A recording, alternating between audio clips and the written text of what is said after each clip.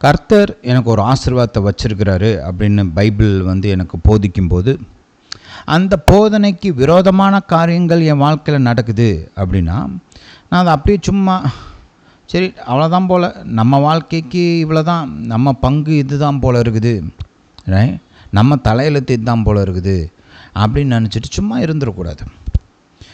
அந்த வாக்குத்தத்தத்தை, ஆசீர்வாதத்தை நான் பெற்றுக்கொள்ள வேண்டும் என்ற ஒரு வைராக்கியம் எனக்குள்ளே இருக்க வேண்டும். கர்த்தர் சொல்லியிருக்கிறாரு, இந்த ஆசீர்வாதம் எனக்குன்னு சொல்லியிருக்கிறாரு, இந்த தெய்வீக சுகம் எனக்குன்னு சொல்லியிருக்கிறாரு, இந்த நன்மை எனக்குன்னு சொல்லியிருக்கிறாரு. அவர் வச்சிருக்கிற அந்த நன்மை எனக்கு வேண்டும் என்ற ஒரு வைராக்கியம் நமக்குள்ளே இருக்கணும்.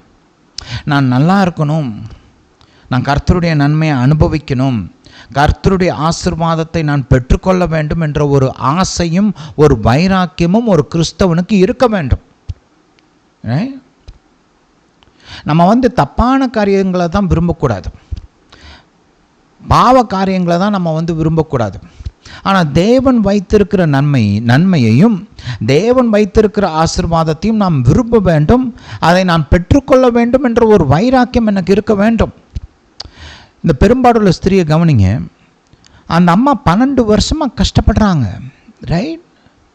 12 வருட பலவீனம், எவ்வளவோ முயற்சி பண்ணி ஒன்றும் ஆகலை. ஆனால் இயேசு வந்திருக்கிறார், பரலோக தேவன் இயேசுவை என்னை குணமாக்க வேண்டும் என்று அபிஷேகித்திருக்கிறார் அப்படின்ற அந்த செய்தி அந்த அம்மா காதில் விழுகுது பாருங்க.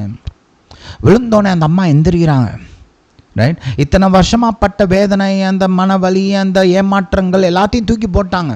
எனக்கு அந்த தெய்வீக சுகம் வேண்டும், ரைட்?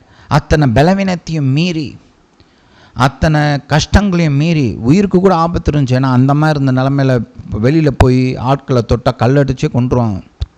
ஆனால் அந்த ஆபத்துகளெல்லாம் மீறி, எல்லா விதமான மோசமான சூழ்நிலைகளையும் மீறி அந்த அம்மா எந்திரிச்சு போகிறாங்க பாரு.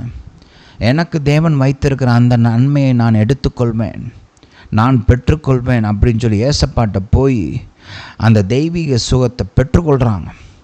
ஹல்லேலூயா.